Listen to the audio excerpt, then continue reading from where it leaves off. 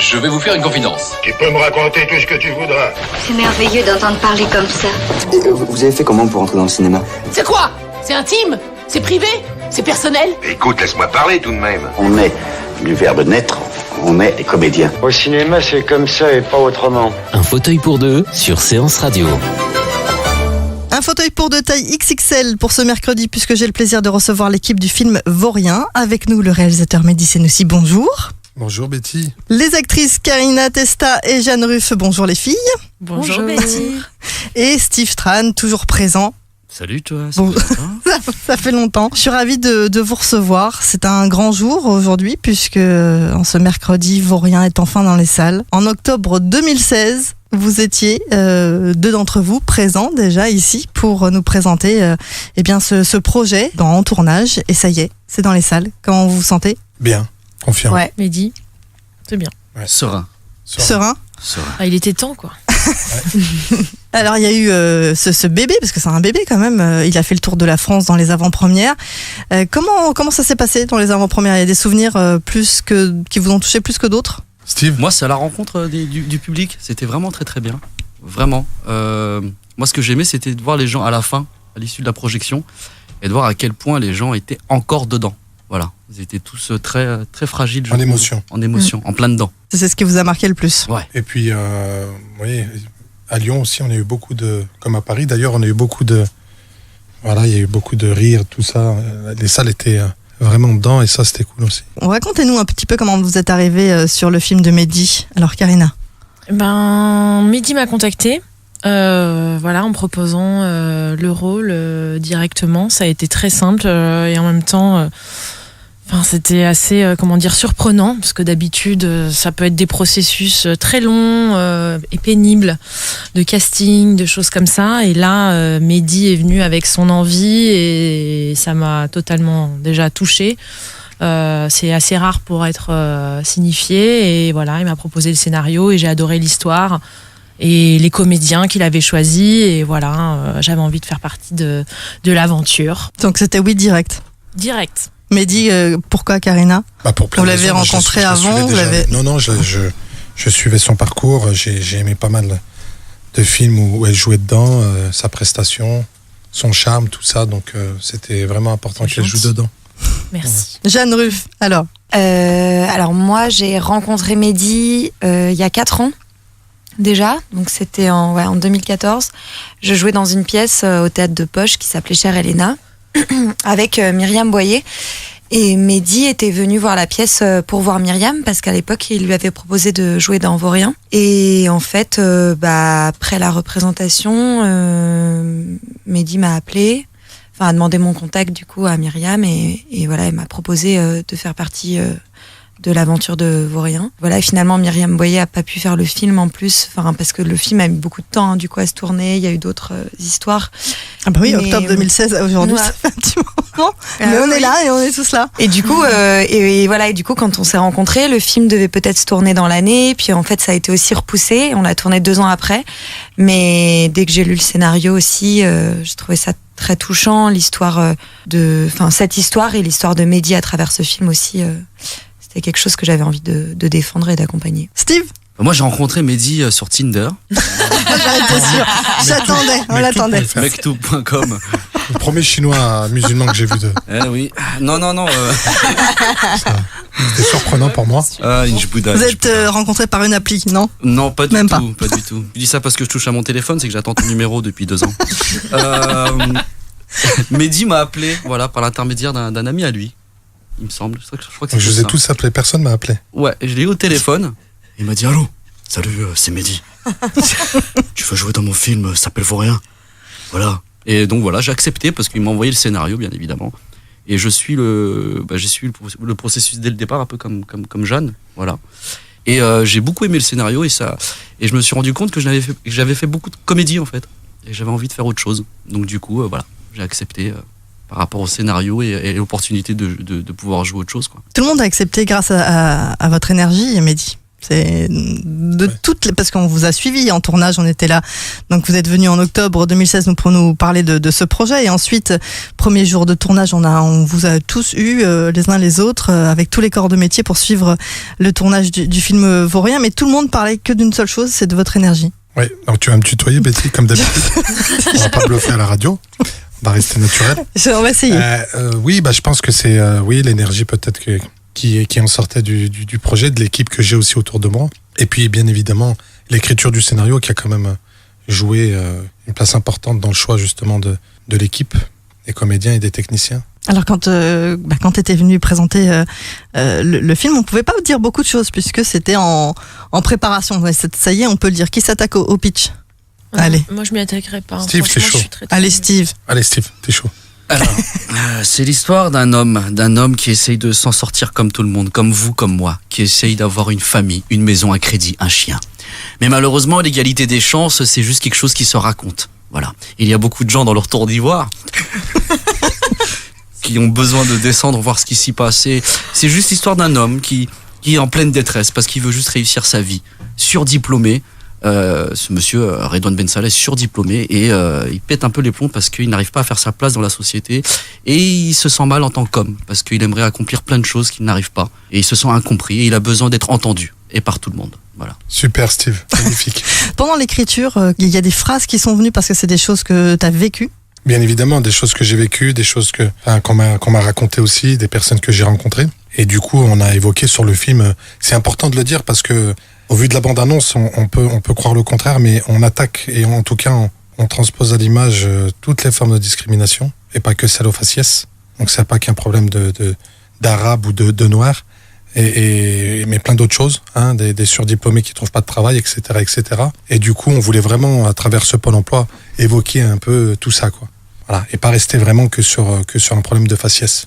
C'est important ça de le dire. Ça nous touche tous. Est-ce que justement en tant que comédien, vous vous êtes retrouvé dans ce genre de situation où trop d'études de théâtre et donc du coup on vous prend pas au cinéma ou pas assez d'expérience donc du coup on vous en donne pas? Pas forcément par rapport à un parcours, mais disons que par rapport à mes origines, oui. Oui, ça m'arrive souvent de pas pouvoir jouer une arabe parce que je m'appelle Karina Testa par exemple, alors que j'ai des origines, mais un réalisateur va faire ah non, on veut une vraie quoi, on veut Fatima machin, mais pas Karina Testa. Et vice-versa, c'est-à-dire jouer la pure française, pure souche. Ah mais Karina, des origines, machin, là. Donc souvent, c'est comme ou l'espagnol, non. Alors l'espagnol, bizarrement, cette mixité-là, dans le cinéma français, n'est pas forcément représentée. C'est-à-dire la Méditerranée simple. Enfin, faut tout de suite toujours que ce soit le Maghreb, des choses comme ça. Alors moi, mes vraies origines, elles ne sont pas représentées dans le cinéma. Donc, comme elles ne sont pas représentées, mes rôles c'est plus compliqué. Soit j'ai des gens qui sont ouverts, comme Mehdi, quoi, et j'en ai eu, qui savent que déjà on est des acteurs, donc on peut jouer des rôles, simplement, ou apprendre une langue, ou machin. Ça m'est arrivé, j'ai joué une afghane, j'ai appris le dari, tout ça. Donc là, c'est possible, mais quand c'est fermé, quelquefois, c'est pas possible, quoi. On veut pas. On n'est pas assez ça ou pas assez ça. Donc oui, donc ça existe aussi, ça existe énormément dans notre métier, clairement. Et je vais ajouter quelque chose par rapport à ce que dit Karina. En tout cas pour moi, c'est que on joue souvent aussi les mêmes rôles. Et ce que j'aimerais, c'est qu'on peut jouer aussi bien un jeune de banlieue, de cité, qu'un pianiste. Ce serait cool. Voilà. C'est ce qui manque encore, je pense, dans le paysage français, dans le cinéma du paysage, enfin bref, voilà, vous m'avez compris. Que les gens se freinent en fait. Ouais, les gens se freinent, les scénarios, les propositions, quand ton agent t'appelle, c'est à 99,9% toujours la même chose. Et c'est dommage parce que je pense que, comme vient de le dire Karina, on pourrait jouer plein de choses, pas forcément s'attacher tout de suite aux origines. Voilà. C'est pour ça que dans Vaurien, on a évité au maximum tout ça, les stéréotypes. Voilà. Steve ne joue pas un asiatique, il joue Steve. Il joue un mec au Pôle emploi au chômage. Voilà, et on oublie tout ça et on me le rappelle à chaque avant-première justement et ça plaît au public. Alors on n'est pas dedans quoi. Je dis tout le monde à terre! Red. S'il te plaît, Red, arrête. Je crois qu'il souffre. C'est de votre faute. C'est de votre faute si on en est là, monsieur le directeur. 5 ans d'études supérieures, vous pensez que j'ai besoin d'apprendre à rédiger un CV? J'ai répondu à toutes vos convocations. Monsieur, bonjour. Monsieur? Vous savez depuis combien de temps je suis chez vous? Monsieur Ben Salah, vous n'êtes pas comme ça. Tout ce que vous faites, vous allez le regretter, c'est tout. Trouvez-moi un job. Dites-vous que c'est une question de vie ou de mort. En tout cas, ça touche tout le monde, le Pôle emploi. Il n'y a pas une personne qui n'a pas été au Pôle emploi dans sa vie. Sauf les gens qui ont de l'argent et les gens qui les gouvernent ce pays. Non, je déconne. Non, mais pour revenir à ce que disait Karina, elle a raison. Même Jeanne, avec son profil, rencontre aussi des difficultés, j'imagine, par rapport à des trucs. Je sais pas, parce que t'es jolie, t'es blonde, tu peux pas jouer, non, mais de toute façon, enfin, je pense qu'il y a des questions d'origine, mais il y a aussi, surtout comme dit Mehdi, des questions de. Enfin, les gens qui voient pas plus loin que le bout de leur nez, entre guillemets, et qui sont pas ouverts d'esprit, ont tendance à se dire que si t'es blonde avec les yeux bleus, tu vas jouer des rôles de. Une Allemande. Oui ou non, ou des trucs très classiques, ou que si t'es comme ceci, comme cela. Enfin, c'est vrai que moi, on a plus de mal à me donner des rôles un peu plus trash, ou je sais pas. Enfin, alors qu'en vrai, ça s'est déjà fait, puis ça se passe très bien. Donc, enfin voilà, ça peut être plus dans ce sens-là aussi. De toute façon, c'est vrai qu'il y a plein de gens qui n'arrivent pas à passer au-delà d'un physique premier, de s'imaginer qu'en vrai on peut se raser la tête, se couper les cheveux, mettre des lentilles, même perdre ou prendre du poids, prendre un accent ou pas. Enfin, il y a plein de choses à faire, quoi. Pour finir, juste par rapport à ma position, moi en tant qu'asiatique, c'est encore plus compliqué. Moi, ça fait 20 ans que je suis dans le métier et que je suis confronté à ça, en fait, et surtout à la frustration. Je suis un Asiate, voilà, non, je ne fais pas d'arts martiaux. On me donne pas des rôles intéressants. Pourquoi? Parce qu'on ne voit que mes yeux, en fait. Et souvent, on me demande un accent et je dis non, mon accent est dans mes yeux. Voilà, l'exotisme est là, vous le voyez. Et par rapport à ce que Mehdi disait, voilà, oui, jouer toujours les mêmes rôles.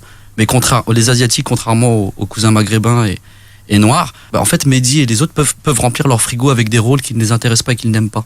Nous, on a 0 proposition, les Asiates. Voilà. Nous, c'est le néant. Ouais, voilà. Donc il faut créer aujourd'hui pour s'en sortir, comme ce que tu as fait, Mehdi, en faisant ton film. Oui, bien sûr, mais après je rebondis sur ce que dit Steve.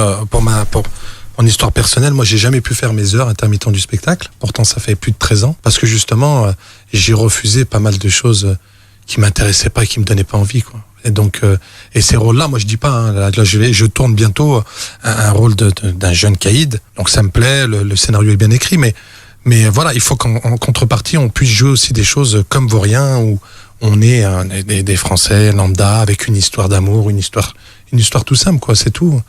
Et voilà, et moi, ce qui est important, on parle du casting. Moi, ce que j'ai aimé, il y a des rencontres, il y a eu des choses, mais en gros, sur le point sur lequel j'ai vraiment insisté quand j'ai vraiment validé le casting, c'est au-delà de leur talent, parce que tout le monde me le dit, là, je parcours la France depuis quelques temps, et on me dit à chaque fois, ce qui revient tout le temps, c'est le casting. Ton casting est fantastique, ils sont super crédibles, et c'est vrai, il y a un super casting dedans.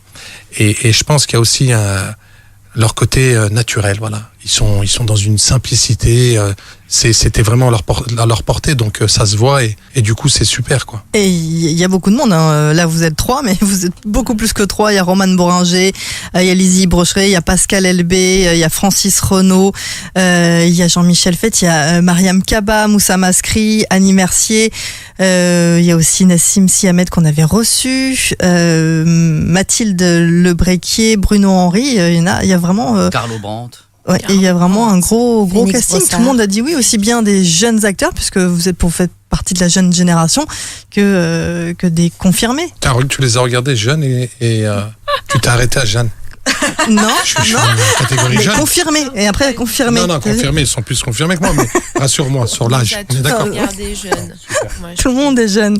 Mais je veux dire, voilà, il y a de belles rencontres. Moussa Maskri ou encore Pascal Elbé qui t'ont dit oui, Francis Renaud. Bien sûr. Non, mais vraiment, j'ai eu beaucoup de chance là-dessus. Et honnêtement, ils ont fait un boulot extraordinaire. Et j'ai tout le temps ce retour. Casting fantastique. Alors, un tournage qui s'est passé aussi dans des conditions de huis clos. T'as mis tes comédiens à rude épreuve quand même.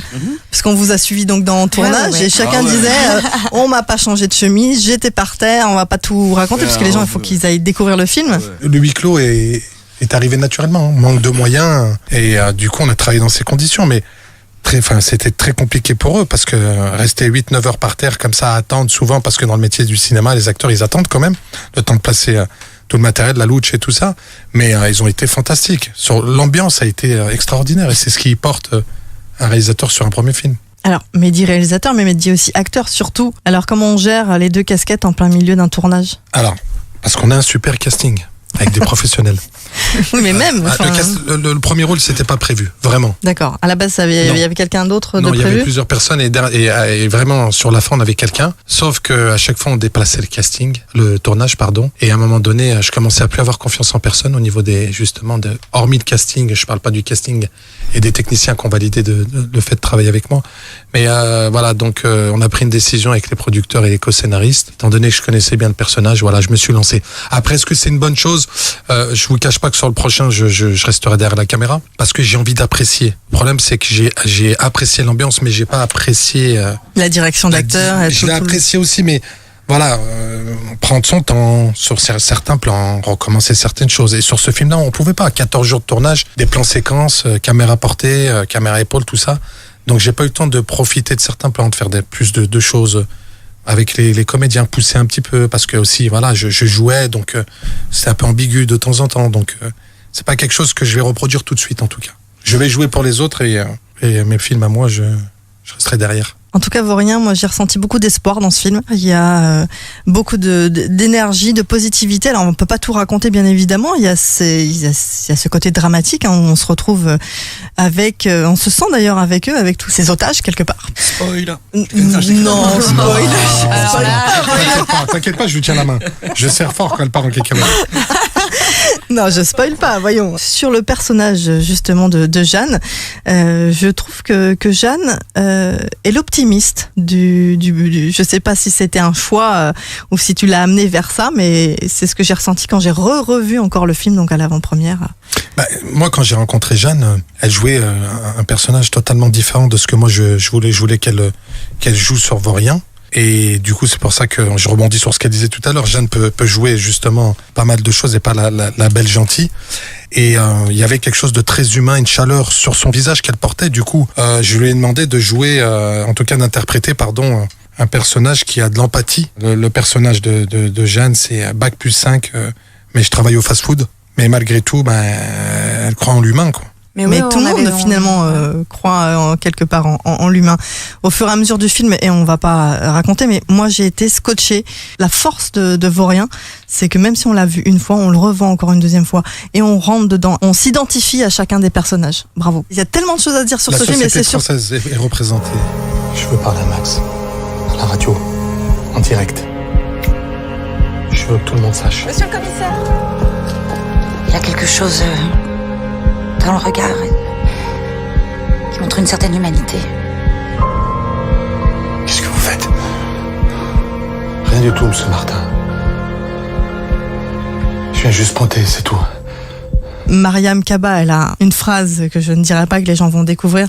Elle dit toute la problématique de ce film et de chacun. Mais chaque personnage à un moment donné dit tout. Et dans l'écriture, ça a été difficile justement d'aller chercher tout ça, ou c'est venu naturellement? Ce qui a été dur, c'est de s'adapter aux commissions et aux personnes qui devaient valider notre travail et accepter de nous faire confiance. Pour moi, c'est ce qui a été le plus compliqué, donc on a dû jouer de stratégie, de malice pour arriver à quand même avoir un minimum de financement. Et je pense que c'est ça, parce que moi, ce que je trouve horrible quand tu parles d'écriture, c'est qu'on est jugé par des jeunes sortis d'école, à peine sortis d'école, et qui te cochent des cases pour dire la fin est bien, la fin est pas bien. Des personnes qui n'ont pas forcément plus d'expérience que ça. Donc du coup, on doit s'adapter. Mais heureusement, il y a quand même, on est quand même tombé sur des personnes. Voilà, par exemple, l'aide à la réécriture au CNC, on l'a eu. Ce qui est pas évident en 2013. Et puis on a eu l'aide après réalisation, donc en 2017 du CNC. Donc ça, c'est plutôt cool. Mais voilà, à chaque fois que tu envoyais à chaque fois que j'envoyais mon scénario, il fallait s'adapter pour séduire, pour entrer dans les cases, pour pouvoir faire le film, quoi. On s'adapte en tant que réalisateur, en tant que scénariste, on s'adapte aussi en tant qu'acteur. Chaque rapport réalisateur, réalisatrice, acteur, actrice est différent. Donc je pense qu'on rencontre quelqu'un, on apprend une nouvelle façon de travailler, et donc c'est en ça qu'on s'adapte. Enfin, c'est en ça si on a envie de travailler avec cette personne, il faut comprendre les codes de la personne qu'on a en face de nous. Et je pense que c'est un truc qui se fait à deux, mais voilà. Et puis comme là, par exemple sur Vaurien, je pense on savait qu'on avait des conditions de tournage qui étaient difficiles dans le sens où tourner un long métrage en 14 jours, c'est pratiquement, c'est presque impossible. Et du coup, on avait tous et toutes envie de le faire. Donc, je pense qu'on l'a tous fait avec beaucoup de bonne humeur en règle générale. Du coup, ça nous a créé des liens assez forts. Et puis, on savait que de toute façon, on allait passer 8 heures par jour assis sur le carrelage. Donc, c'était comme ça. Enfin, c'est une manière de penser. Et peut-être que s'il n'y avait pas eu la rencontre avec Mehdi, on l'aurait pas fait ou on l'aurait pas accepté comme ça. On pourrait imaginer Vaurien, parce que là, justement, les 8 heures par jour assis sur le carrelage, cette façon de travailler, les plans séquences, tout ça, ça fait aussi penser au théâtre. On pourrait imaginer Vaurien au théâtre. Tout à fait. On me l'a souvent dit. D'ailleurs, j'ai beaucoup de personnes qui me disent de réadapter ça en pièce de théâtre. Bon, on verra, parce que c'est pas mon truc, le théâtre, pour le moment. Mais oui, ça a été tourné comme ça. Voilà, un huis clos, c'est une pièce de théâtre, hein, de toute façon. Lumière permanente, tout ça, ça va dans ce sens. Et pourquoi pas imaginer une suite de la vie de Vaurien au théâtre pour quelqu'un qui aurait envie de... Bien sûr. Avec les mêmes acteurs. Je vends le scénario, je vends le projet. Alors, allez, un petit mot sur un souvenir de tournage pour chacun de vous, celui qui vous a le plus ou touché, ému. Moi, c'est Carlo Brandt, à chaque fin de prise, il allait chercher son chien. Jerry.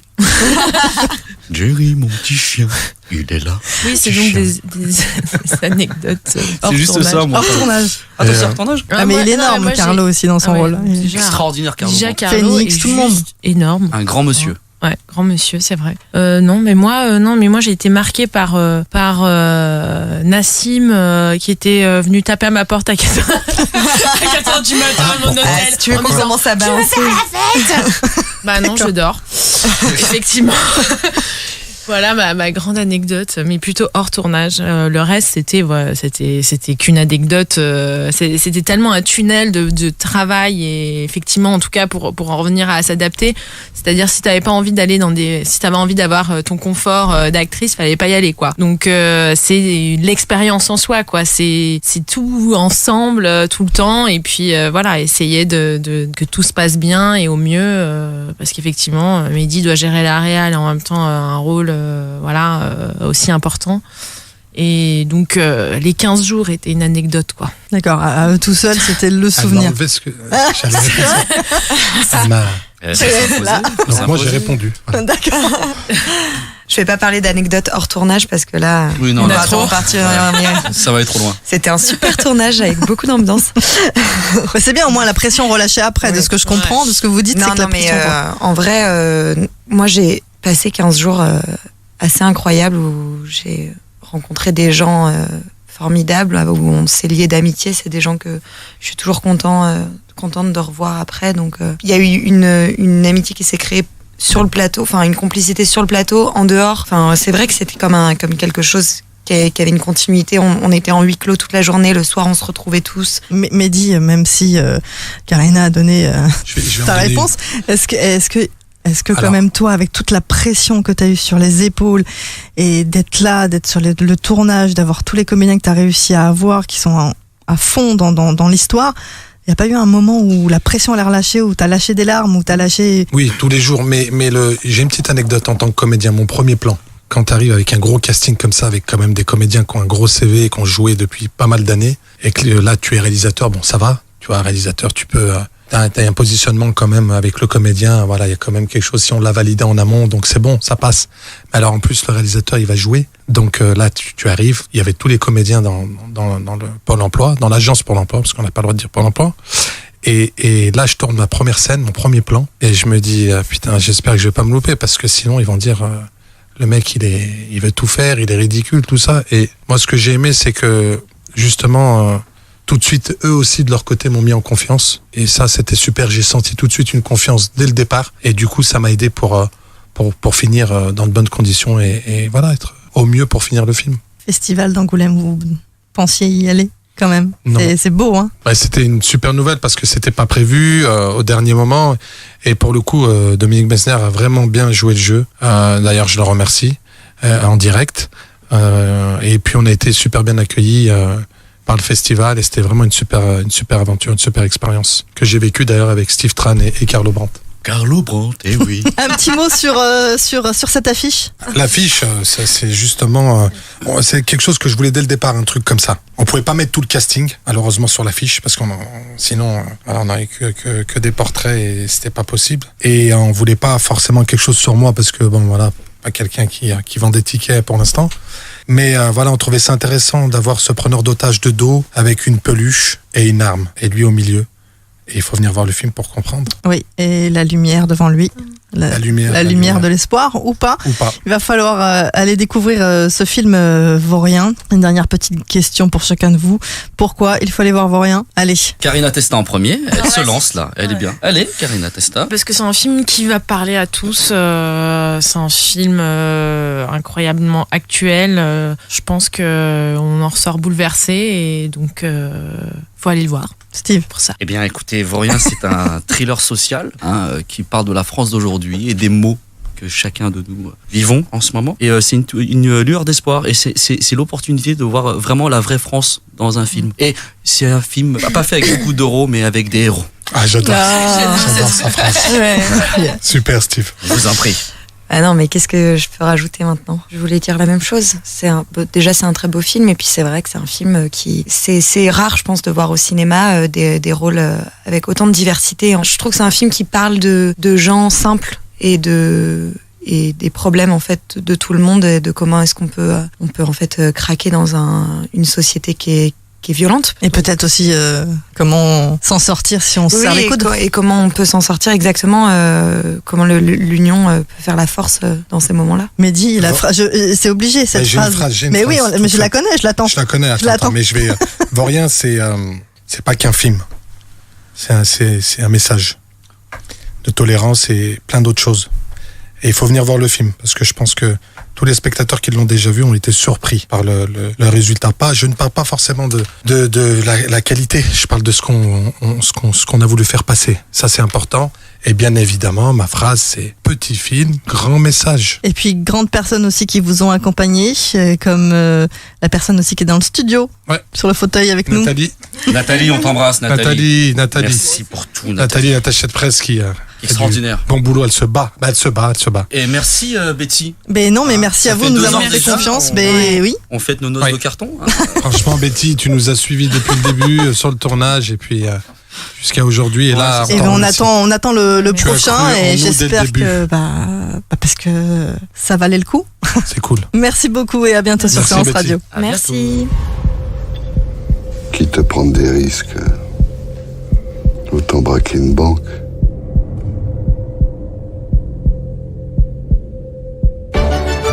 Un fauteuil pour deux sur Séance Radio.